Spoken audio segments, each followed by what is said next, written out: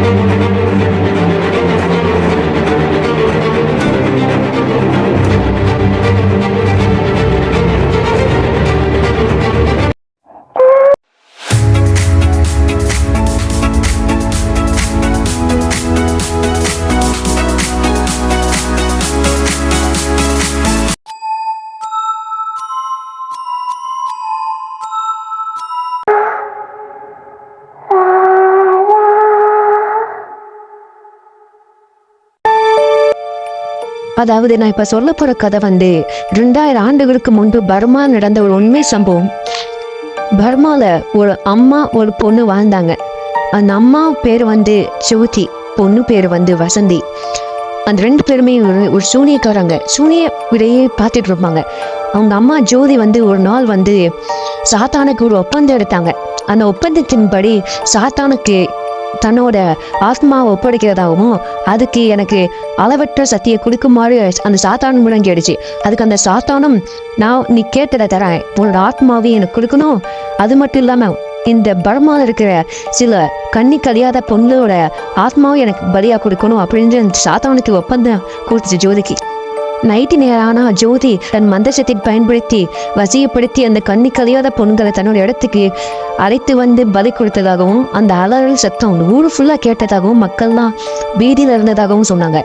அந்த பொண்ணுங்களை கொண்டுட்டு சாத்தானுக்கு பலி கொடுத்ததுக்கு அப்புறம் அந்த ஜோதியோட சக்தி அளவற்றதாக ஆச்சு. ஆனா அந்த ஜோதி பார்க்க ரொம்ப அழகானவும் ரொம்ப அடக்க உலகமாக பொண்ணாங்க நல்லவளா மட்டும்தான் இருப்பா. நைட் நேரம் ஆனா ஒரு சூனியக்காரின்றத அந்த ஊர் பார்த்துச்சு. அவளுக்கு அளவற்ற சக்தி கொடுத்த அந்த சாத்தான் ரொம்ப பவர்ஃபுல்லாக அந்த ஜோதியை மாத்துச்சு. இந்த ஜோதியோட சக்தியை பொறுக்க முடியாத சில கெட்ட மந்திரவாதிங்க ரொம்ப கோவப்பட்டாங்க. இந்த சாத்தானை திட்ட ஆரம்பிச்சாங்க. அதன்படி ஜோதியோட பொண்ணு வசந்திய அந்த மந்திரவாதிங்க எல்லாம் சேர்ந்து பலி கொடுத்ததாகவும், அதன்படி அந்த வசந்தி ஒரு பேயா மாறி நைட்டு ஃபுல்லா ஊருக்குள்ள தெரிய ஆரம்பிச்சா. நைட்டு ஆனா ஆட்டம் பாட்டம்ங்கிற சத்தமா கேட்டுச்சு. அவ கொன்ன எல்லாரையும் பழிவாங்க ஆரம்பிச்சிட்டா வசந்தி. ஆனா தன் பொண்ணை கொன்ன அந்த மந்திரவாதிங்களை பழிவாங்கிறதுக்காக, அந்த ஊரையும் பழிவாங்கிறதுக்காக ஜோதி சில ஆத்மாக்களை ஏவி விட்டா. அந்த ஆத்மாக்கள்லாம் ஆனா ஜோதியும் பொண்ணு வசந்தி நைட்டு ஃபுல்லா ஆவியா தெரிய ஆரம்பிச்சா. ஏன்னா அவ சின்ன வயசுல இருந்தாலும் அவ சாகிற வயசு வரைக்கும் ஆத்மாவா தெரியணும். அதனால அவன் நைட்டு ஃபுல்லா ஆத்மாவா தெரிய ஆரம்பிச்சா. ஆனா ஜோதி தன் பொண்ணு இறந்த துக்கத்துல அவளும் இறந்துட்டா. 2 பேரும் சேர்ந்து இந்த ஊருக்குள்ள பழிவாங்க ஆரம்பிச்சாங்க. இதை பொறுக்க முடியாத சில நல்ல மந்திரவாதிங்க ஜோதியை அழிக்கிறதுக்காக வந்தாங்க. ஜோதியும் தன் பொண்ணையும் அழிக்கிறதுக்காக முயற்சி பண்ணாங்க. அதன்படி 2 பேரையும் அழிச்சிட்டாங்க. அழிச்சு 2 பேரையும் நரகத்துக்கு அனுப்பிச்சிட்டாங்க. நரகத்துல ஜோதியும் வசந்தியும் சில மந்திர சக்திகளை பயன்படுத்தி அந்த நரகத்தை தன் கட்டுப்பாட்டுல கொண்டு வந்துட்டா. ஜோதி மந்திர சக்தியை பயன்படுத்தி வசந்தி ஊருக்குள்ள தெரிய ஆரம்பிச்சா. இந்த கதையை கேட்டு யாரெல்லாம் கண்ணாலே முன்னாலே நின்று விளக்கு வச்சுட்டு வசந்தியும் ஜோதியும் கூப்பிட்டாலும் 2 பேருமே வருவாங்க. அவங்களோட உயிரை எடுத்துட்டு நரகத்துக்கே போயிடுவாங்க. இதன்படி 100 உயிரை எடுத்தா மட்டும்தான் ஜோதிக்கும் வசந்திக்கும் நரகத்திலிருந்து விடுதலை கிடைக்கும். அதன்படி 99 பேரை இது வரைக்கும் கொண்டிருக்காங்க. அதுக்கப்புறம் யாருமே உங்களுக்கு கூப்பிடவே இல்லை. This is my place. This is Jyoti's place. Nobody can come inside our house. This is my place. And finally, this is my place. Nobody can enter inside our house.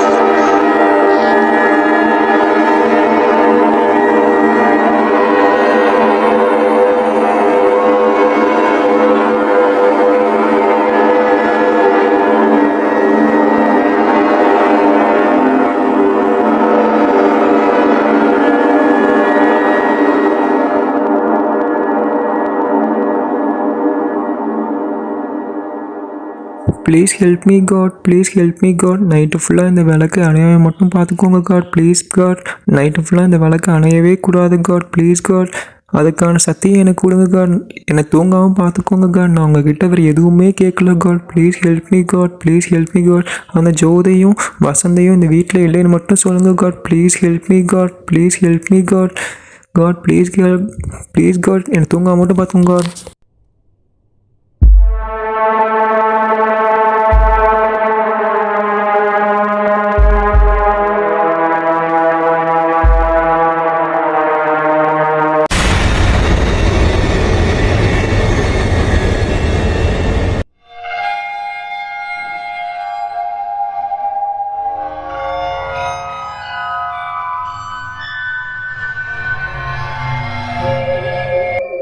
O shut, இங்கே இருந்த விளக்கு அணைஞ்சிருச்சு. ஹே, oh my God, இப்போ என்ன பண்ணுறதுன்னு தெரியலையே. ஜோதி வசந்தி வந்துடுவாங்களே.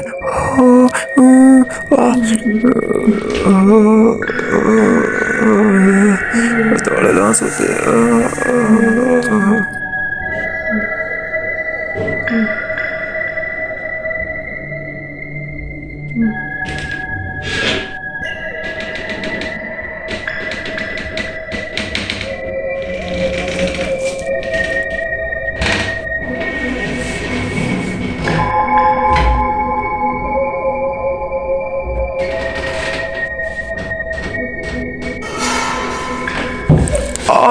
ஏய் ஜோதி, வலிக்குது. அம்மா அம்மா.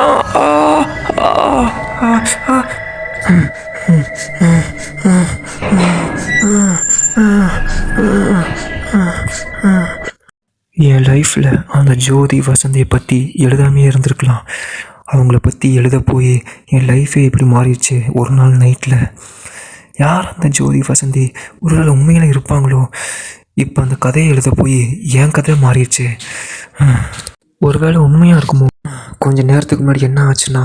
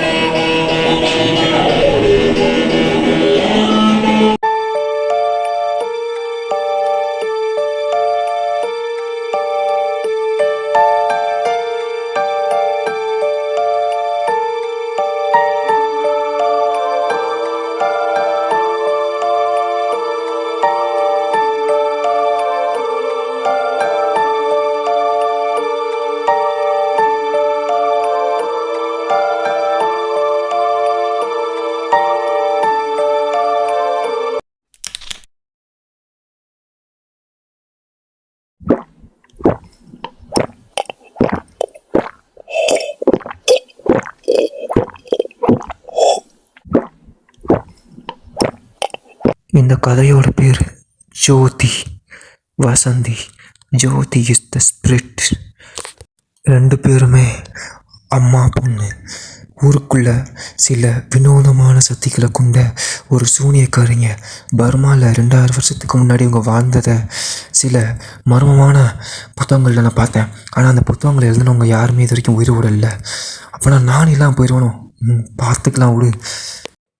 இவ சாத்தானுக்கு தன்னோட ஆத்மாவை ஒப்படைச்சதாகவும், அந்த சாத்தானுக்கு ஒப்படைச்சதுனால சில கண்ணி கழியாத பொண்ணுங்களை அந்த சாத்தான் கேட்டதாகவும், ஊருக்குள்ளே இருந்து சில கன்னி பொண்ணுங்களை பலி கொடுத்து தன்னோட ஆத்மாவையும் கொடுத்து சில அளவற்ற சக்திகளை பெற்றதாகவும் நான் படித்த புத்தகத்தில் எழுதியிருந்துச்சு. ஒருவேளை அந்த ஜோதி உண்மையிலேயே பர்மாவில் வாழ்ந்திருப்பாளோ? அப்படி வாழ்ந்திருந்தா அவளுக்கு எவ்வளோ சக்தி இருந்திருக்கும். அந்த புத்தகங்களில் இவ ஒரு அழகான பெண்ணாகவும் அடக்க ஒடுக்கமாகவும் இருந்ததாகவும், நைட்டு ஆனால் அவள் ஒரு சூனியக்காரியாக மாறி ஊருக்குள்ளே தெரிஞ்சதாகவும், அந்த ஊர் பெரியவங்க இன்னும் பீதியில் தான் இருக்காங்கன்னு, நைட்டு ஆனால் அவன் எங்களை ஏதாச்சும் பண்ணிடுவான்னு பயந்துக்கிட்டு இருக்கிறதாகவும் இப்போ வரைக்கும் நம்பப்படுது அந்த ஊர் பர்மாவில். இந்த புத்தகத்தை எழுதுகிற சில பேர் மர்மமான முறையில் இறந்து போகிறதாகவும், இந்த புத்தகத்தை யாருமே எழுதக்கூடாதுன்னு சில எண்டிங்லேயே குறிப்பிடப்பட்டிருக்கு. பரவாயில்ல, நான் எழுதுகிறேன்.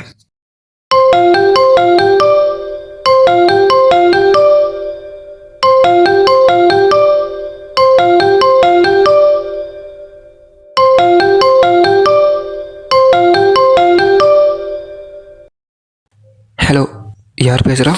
தாண்டா உங்க அப்பன் ஜோதி பேசுறேன். என்ன பத்தியா கதை எழுதிக்கிட்டு இருக்க? இப்போ நீ என்ன கதை எழுதுருமா? ஜோதியை பத்தி தானே எழுதிக்கிட்டு இருக்க. நீ இந்த கதையை முழுசா முடிக்கணும். எழுதுடா எழுதிக்கிட்டே இருடா. உன் சாவு வரைக்கிறேன். நீ கதை நிறுத்தவே கூடாது. எழுதுடா தம்பி. ஹே ஹலோ வைக்காத. ஐயோ இப்போ என்ன பண்ணுறது? அந்த ஜோதியா இல்லை யாராச்சும் ப்ராங்க் பண்ணுறாங்கன்னு தெரியலையே. இப்போ என்ன பண்ணுறதுன்னு தெரியலையே. ஆனால் ப்ராங்காக இருந்தாலும் இப்படி கரெக்டாக சொல்கிறாங்க. நம்ம இப்போ எழுதிக்கிட்டு இருக்க கதையா ஒன்றுமே புரியலையே.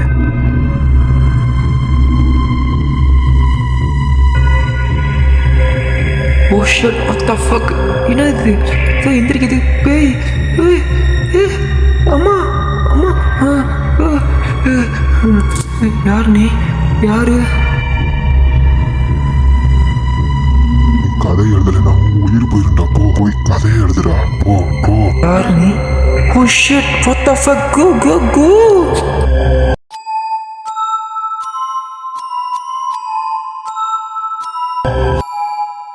அந்த பையன் கதை எழுதிக்கிட்டு இருக்கும்போது ஒரு ஃபோன் கால் வந்து அந்த பேய் நீ கதை எழுதுன்னு சொல்லி அந்த பையனை துன்புறுத்தி கதை எழுத வச்சதாகவும், கதை எழுதுனதுக்கப்புறம் அந்த பையன் தப்பிச்சானா இல்லையாங்கிறதான் அந்த மீதி கதை. அந்த ஜோதிங்கிற பேய் திரும்பவும் இந்த பூமிக்கு வந்துருச்சு. நரகத்தில் இருந்து வந்திருக்கு. அந்த பையனை கொல்லாமல் போகாதுன்னு நினைக்கிறேன். ப்ளீஸ் கடவுளே, அந்த பையனை எப்படியாவது காப்பாற்று. ப்ளீஸ் கடவுளே. ஏன்னா இப்படி டிமாவது லைட்டு இப்படி கட்டாக வருது. என்னாச்சு தெரியல.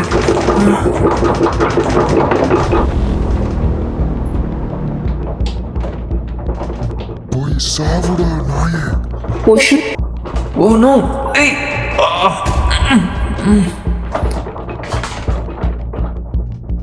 அந்த பையனை கட்டில் கடியிலிருந்து பயமுறுத்த பார்த்துச்சு அந்த பேய். அந்த ஜோதி என்ன தான் நினைக்குதுன்னு தெரில. அந்த 99 பேரை கொண்டிருக்குன்னா அப்போ அந்த 100வது ஆள் அந்த பையனாக இருப்பானோ?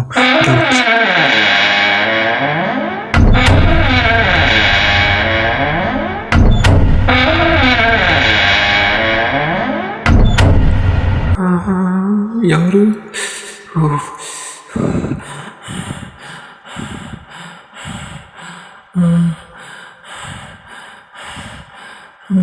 யாருமே இல்லை. Hello please help me. யாராச்சும் இருந்தா ஹெல்ப் பண்ணுங்க ப்ளீஸ். டே தம்பி, நீ தப்பிக்க முடியாத இடத்துல இருந்து அப்படி நீ தப்பிக்க நினைச்சா ஒரு வழிதான் இருக்கு. நீ விளக்கு எடுத்துட்டு போய் கண்ணாடி முன்னாடி ஜோதி வசந்திய விடுதலை பண்ண சொல்லணும். அப்படி பண்ணா நான் உன்னை உயிரோட விட்டுருவேன். ஓகே, நீ பண்ணனா சொல்லு, உன்னை இப்பயே விடுதலை பண்றேன். நீ விளக்கு எடுத்துட்டு போய் நைட்டு ஃபுல்லா அங்க இருக்கணும், அந்த ரூம்ல இருக்கணும், அணையாம பார்த்துக்கணும். அப்படி பார்த்துக்கிட்டா நான் உன்னை விட்டுருவேன். அணைஞ்சிட்டா நீ எனக்கு தான்.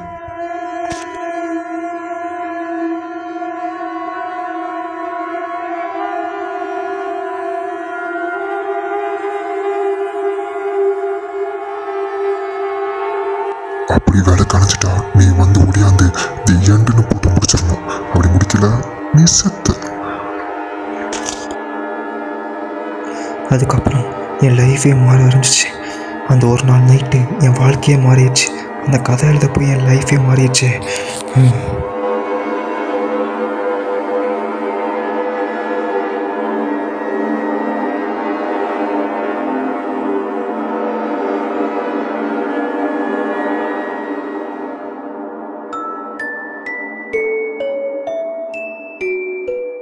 Please help me God, please help me God. இந்த விளக்கு நைட்டு ஃபுல்லாக அணையாமல் பார்த்துக்கோங்க God. Please help me God, please help me God. Night ஃபுல்லாக இந்த விளக்கு அணையாமல் பார்த்துக்கோங்க God. Please God, please God, please God. உங்களை தான் நம்பியிருக்கேன் God. Please help me God.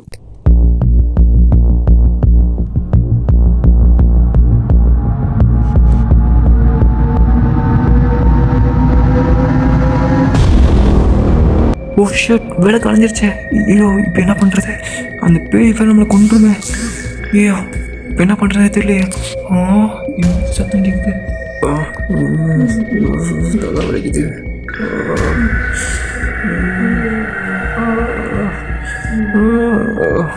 தலை ரொம்ப வலிக்குது. தலை சுற்றுது.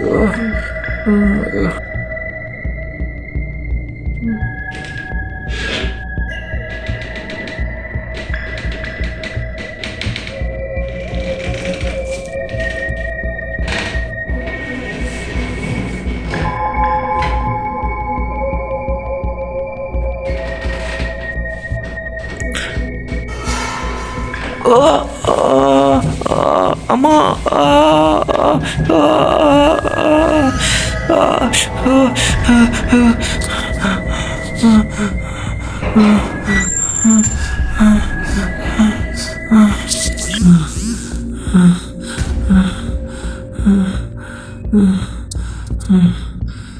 டே எண்டு போட்டு முடிச்சிடலாம். ஐயோ அப்பா முடியல. இப்போ எப்படி இங்கேருந்து தப்பிக்க?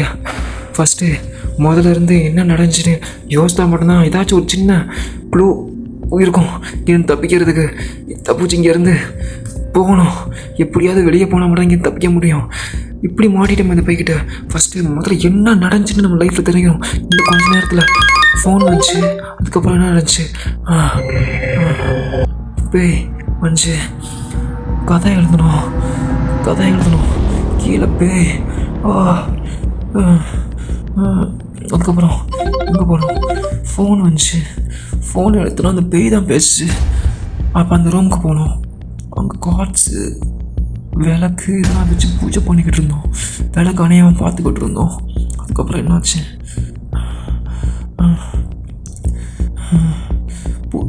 ப்ரேயர் பண்ணிக்கிட்டு இருந்தோம். அதுக்கப்புறம் தூங்கிட்டேன். அதுக்கப்புறம் விளக்கு அணைஞ்சிருச்சு. எப்படி அணைஞ்சிச்சுன்னு தெரில. அதுக்கப்புறம் எழுந்திரிச்சு பார்த்தா விளக்கு அணைஞ்சிருச்சு. அதுக்கப்புறம் என்னாச்சு?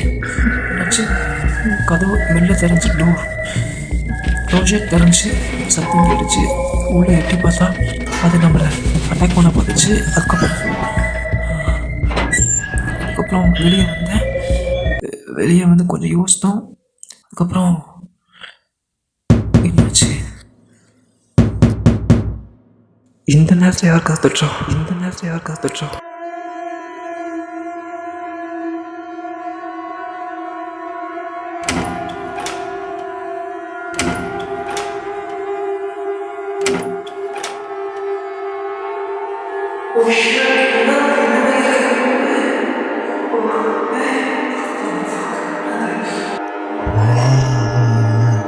நான் தெரியறனா? இந்த வரேன்.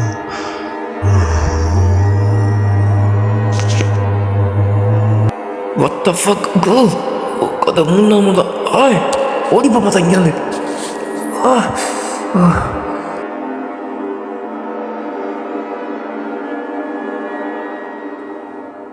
ஓகே ஃபஸ்ட்டு கால் வந்துச்சு. அந்த காலில் அந்த பேய் என்ன சொல்லுச்சுன்னா, நீ இங்கேருந்து தப்பிக்கலைன்னா ஜோதியும் வசந்தியும் கண்ணாடி முன்னாடி கூப்பிட்டா மட்டும்தான் உன்னை தப்பிக்க முடிஞ்சிச்சு. கூப்பிட்றேன். நீ ஜோதியும் வசந்தியும் கண்ணாடி முன்னாடி இருந்து கூப்பிடணும். அப்படி கூப்பிட்டா மட்டும்தான் உன்னை நான் விடுவேன். உன்னை கண்டிப்பாக விட்டுருவேன் உயிரோட. நமக்கு இப்போ வேறு ஆப்ஷனே இல்லை. ஃபஸ்ட்டு விளக்கு எடுத்துகிட்டு போய் அந்த ஜோதியும் வசந்தியும் கூப்பிடணும். அப்படி கூப்பிட்டா மட்டும் தான் நம்மளால் இங்கேருந்து தப்பிக்க முடியும். அந்த பேய் சொல்லியிருக்கு நம்மளை உயிரோட விட்டுருவேன்னு. ட்ரை பண்ணி பார்ப்போம். வேறு வழி இல்லை.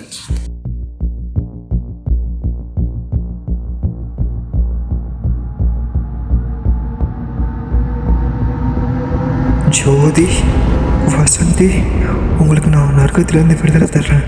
என் முன்னாடி வாங்க ப்ளீஸ். உங்களை நரகத்துலேருந்து விடுதலை தர்றேன். ப்ளீஸ் வாங்க, என் முன்னாடி வாங்க.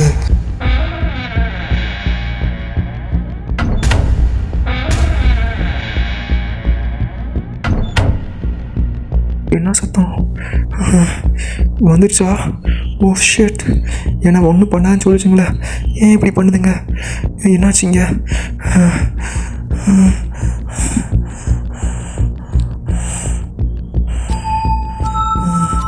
ஓ ஷிட், என்னை விடுங்க.